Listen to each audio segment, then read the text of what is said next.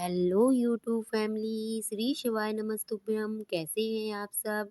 मैं आशा करती हूँ आप सब अच्छे होंगे और जिस भी स्थिति में होंगे अपनी पढ़ाई को कर रहे होंगे। तो आज मेरी मॉर्निंग हो गई थी 3:50 पर और मैं उठ गई थी। उठने के बाद मेरा ये डेली का नियम है कि मैं 5 मिनट अपने हाथ जोड़कर उसमें देखकर फिर एक श्लोक होता है, कराग्रे वस्ते लक्ष्मी कर्मध्ये सरस्वती, ये बोलकर और धरती माता के पैर छूकर तभी नीचे अपना पैर रखती हूँ। क्योंकि जो भी दिन भर हम धरती माता पर चलते हैं उसके लिए मैं क्षमा मांगती हूँ। इस प्रकार ये मेरा डेली का रूटीन रहता है। मैं ऐसे ही अपनी प्रक्रिया शुरू करती हूँ। उठने के बाद मैं फ्रेश वगैरह हो गई थी, क्योंकि जब हम फ्रेश हो जाते हैं और प्रेस वगैरह कर लेते हैं तो हमें बहुत तरोताज़ा फील होता है। इससे हमारा माइंड भी कवर हो जाता है और हमें पढ़ने में भी बहुत अच्छा लगता है। तो जो ये यहाँ पर अब मैं आपको अपना रियल टाइम दिखा रही हूँ, क्योंकि उठने के बाद 5-10 मिनट तो आपको फ्रेश होने में लग जाते हैं, तब आप अपनी स्टडी के लिए आते हो। यहाँ पर मैं आपको रियल टाइम सर्च करके दिखा रही हूँ। यहाँ पर रियल टाइम हो गया है 3:55 और मैं अब अपनी लाइव स्टडी जो मैं डेली के लेती हूँ उसके लिए रेडी हो गई थी। आज मैं लाइव स्टडी में क्या पढूँ यही सोच रही थी, फिर मैंने सोचा आज अपना जो मेन सब्जेक्ट है समाजशास्त्र मैं उसी को पढ़ती हूँ। क्योंकि आजकल जो क्वेश्चन हैं वो ज़्यादा प्रैक्टिस करने पड़ रहे हैं। थ्योरी आप कितनी भी पढ़ते जाओ, जब तक आप प्रैक्टिस नहीं करोगे तो आपको एक सीक्वेंस पता नहीं चलेगा और आपको अच्छे से लर्न भी नहीं होगा।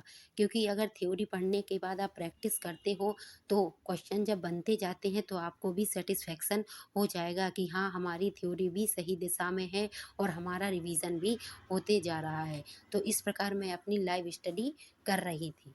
लाइव स्टडी का सूट मैं आपको नहीं दिखा सकती हूँ, क्योंकि मुझे पता नहीं है कि कैसे करते हैं। इसलिए मैं केवल लाइव स्टडी करने के बाद ही जो बाद में स्टडी होती है वो आपको दिखाती हूँ।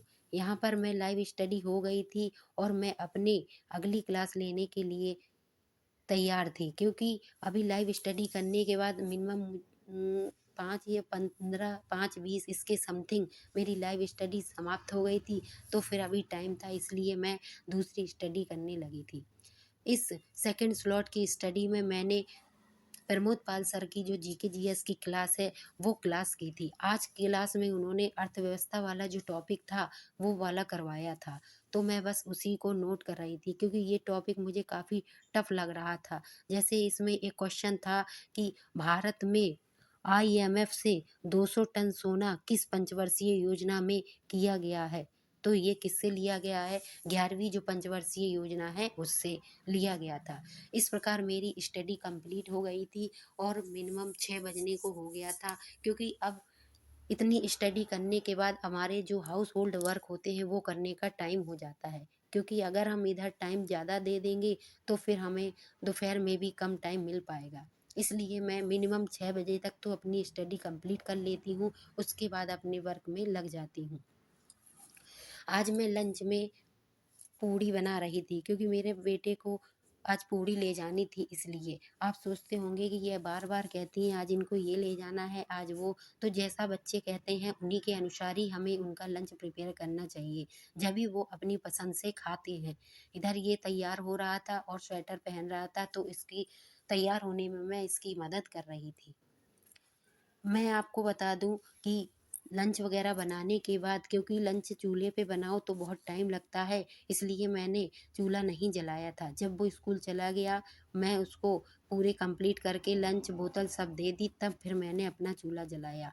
यहाँ पर चूल्हा जल चुका था और मैं अपनी रोटियाँ बनाने लग गई थी, क्योंकि ज़्यादातर मैं सब्ज़ी वग़ैरह है वो जब लाइट आती है तो इंडक्शन पर ही बना लेती हूँ, और रोटी मेरे यहाँ कोई भी गैस की नहीं खाता, इसलिए मुझे चूल्हा जलाना ही पड़ता है। तो बस मैं यहाँ पर अपनी रोटियाँ बनाने के लिए आ गई थी, क्योंकि चूल्हे में रोटी बनाने में या और भी कुछ चीज़ बनाने में टाइम ज़्यादा लगता है, इसलिए मैं जल्दी-जल्दी बनाने की कोशिश करती हूँ।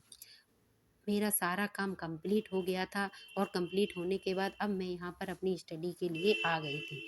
क्योंकि सुबह जब आप पढ़ लेते हो और उसके बाद काम करने लगते हो, और अगर काम में आपका ज़्यादा टाइम जाता है तो मन में एक थोड़ा बहुत कहीं गिल्ट सा रहता है कि अब काम में इतना टाइम जा रहा है और मेरी स्टडी नहीं हो पा रही है। तो ऐसा कुछ भी नहीं है, हमें दोनों कामों को साथ में लेकर चलना पड़ेगा, जभी हमारी कुछ मदद हो पाएगी। मदद इस प्रकार की कि अगर हम स्टडी कर रहे हैं तो उसके बाद हमें हाउस होल्ड जो वर्क हैं वो तो करने ही पड़ेंगे, जो कि हमारी फर्स्ट प्रायोरिटी रहती है।